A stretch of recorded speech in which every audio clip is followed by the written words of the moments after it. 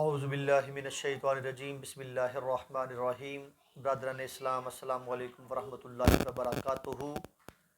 حضرات محترم، آج میں ایک ایسے خوبصورت اور ایسے ضروری موضوع پہ بات کرنا چاہ رہا ہوں کہ جس کو سننے کے بعد اہل ایمان کا دل وجد کرے گا، اور میرا موضوع بھی ایمان ہی ہے۔ ایمان کیا ہے؟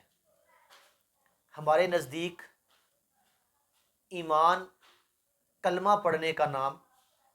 اور کلمے کو دل و جان سے تسلیم کرنے کا نام ہے، اور اسی کو ہم اسلام بھی کہتے ہیں، اسلام قبول کرنا۔ ایمان جو ہے وہ قلب کی کیفیت کا نام ہے۔ کلمہ بظاہر زبان سے پڑھ لیا، مگر اس کلمے کے اثرات قلب و روح پر وارد نہ ہوئے تو اس کو ہم اسلام کو ظاہری طور پر قبول کرنا تو کہہ سکتے ہیں، مگر قلب و روح میں ایمان کا اترنا نہیں کہہ سکتے۔ اور اگر کسی وجہ سے، حالات کی ناسازگاری کی وجہ سے آپ بظاہر کلمہ نہیں پڑھ پاتے، زبان سے کلمے کا اظہار نہیں کر پاتے، مگر قلب و روح کے ساتھ کلمہ بھی پڑھتے ہیں اور کلمے کو تسلیم بھی کرتے ہیں، اور صاحب کلمہ اور صاحب ایمان اور صاحب شریعت پر ایمان بھی لاتے ہیں، تو ایسا ایمان ظاہر کے ایمان سے افضل ہے۔ ایمان اصل میں قلبی کیفیت کا نام ہے۔ تو آئیے آج ہم ایک بات یہ بھی طے کرتے چلیں کہ جن ہستیوں کے بارے میں لوگ یہ کہتے ہیں کہ انہوں نے بظاہر کلمہ نہیں پڑھا، کیا ان کا ایمان ثابت ہے کہ نہیں ہے؟ والدین کریمین مصطفیٰ پہ بھی لوگ بات کرتے ہیں، اور رسول جناب حضرت ابو طالب رضی اللہ تعالیٰ عنہ علیہ السلام پر بھی بات کرتے ہیں۔ تو ایسی بات اگر اس کو بڑھائیں تو پھر حضرت موسیٰ علیہ السلام کی والدہ، حضرت عیسیٰ علیہ السلام کی والدہ، پھر فرعون کی بیوی، اور بھی ایسے معاملات ہیں، ایسی روایات اور ایسی ہستیاں اور ایسے اشخاص اور ایسی ذاتوں کا ذکر آتا ہے کہ جنہوں نے بظاہر کلمے کا اظہار علل اعلان نہیں کیا، مگر اللہ نے ان کے ایمان کو قبول فرمایا۔ انہی میں سے ایک ذات جناب حضرت ابو طالب علیہ السلام کی ذات ہے۔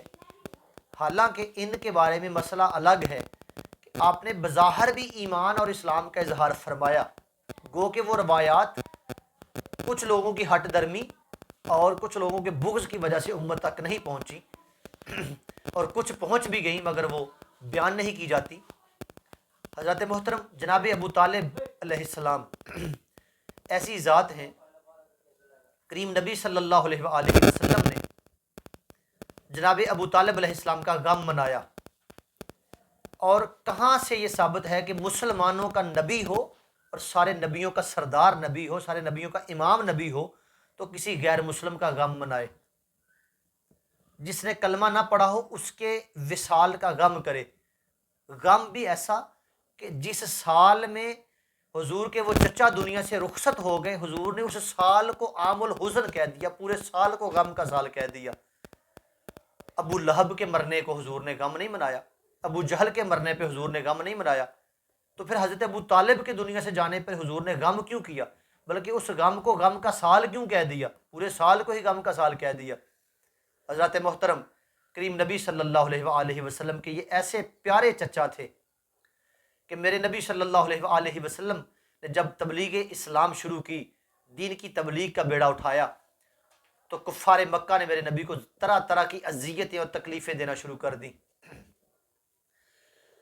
اب یہاں پہ دیکھیے کہ جب تکالیف اور اذیتیں تو دی جا رہی تھی رسول خدا کو،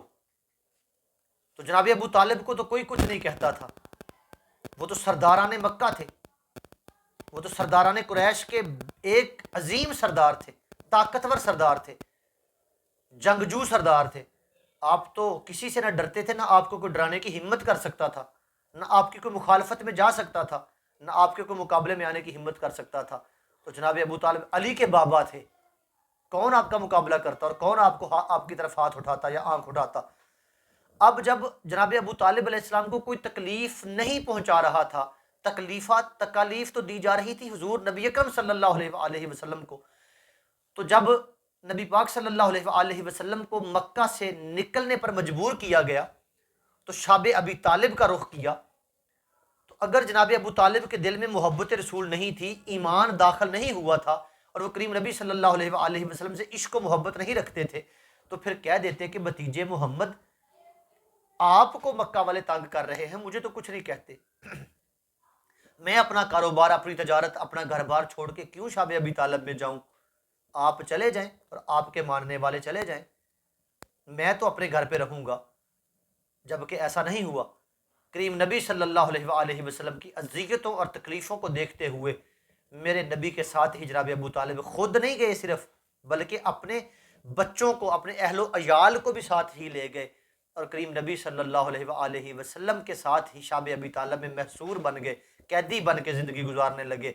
پھر آہستہ آہستہ وہ اناج، وہ مال و دولت ختم ہونے لگا کہ جو اپنے ساتھ زاد سفر کے طور پہ لے کے گئے تھے. پھر وہ وقت آیا، فاقوں کا وقت آنے لگا.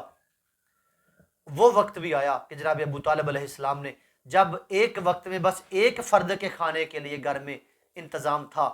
جھونپڑی میں ایک وقت کے کھانے میں ایک فرد کا انتظام تھا، تو میرے نبی صلی اللہ علیہ وآلہ وسلم کو اللہ کا رسول جانتے ہوئے، اللہ کا نبی جانتے ہوئے، پاکیزہ شخصیت جانتے ہوئے، معتبر شخصیت جانتے ہوئے، اللہ کے نبی صلی اللہ علیہ وآلہ وسلم کو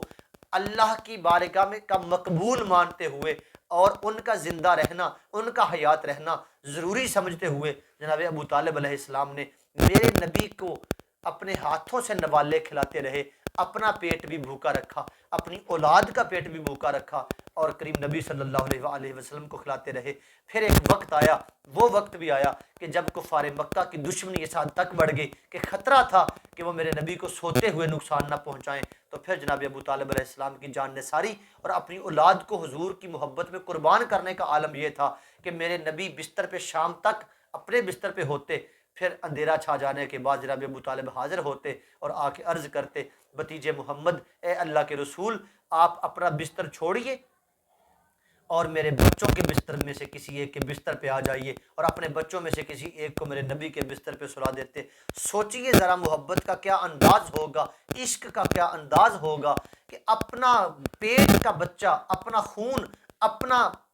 جمع ہوا بچہ، اپنا جنا ہوا بچہ، اپنی اولاد کو اللہ کے راہ میں قربان کرنے کے لیے رسول اللہ کے بستر پہ پیش کر رہے ہیں کہ اگر کوئی کافر نقصان پہنچائے، کوئی تکلیف پہنچائے تو میری اولاد کو تکلیف پہنچ جائے، میرا بچہ قربان ہو جائے، مگر اللہ کے رسول کو تکلیف نہ پہنچے، اللہ کے رسول کو نقصان نہ پہنچے. حضرات محترم، اگر وہ ایمان نہیں رکھتے تھے، عشق مصطفیٰ میں گرفتار نہیں تھے، محبت رسول میں دیوانہ وار نہیں تھے، تو پھر وہ اپنی اولاد کو نبی پاک کی محبت میں قربان کرنے کے لیے کیوں تیار تھے؟ اپنی اولاد کو نوالا دینے کی بجائے نبی خدا کو نوالے کیوں کھلایا کرتے تھے؟ اور پھر موسیٰ علیہ السلام کا معاملہ دیکھیے، جو میرے نبی کے غلام نبی ہیں اور میرے نبی پاک موسیٰ علیہ السلام کے امام نبی ہیں. تو ایک موسیٰ علیہ السلام جیسے درجے کا نبی، جو کہ رسول اللہ کے مقابلے میں، رسول خدا کے مقابلے میں، نبی پاک کے مقابلے میں کچھ بھی نہیں ہے، بس ایک نبی ہیں، اور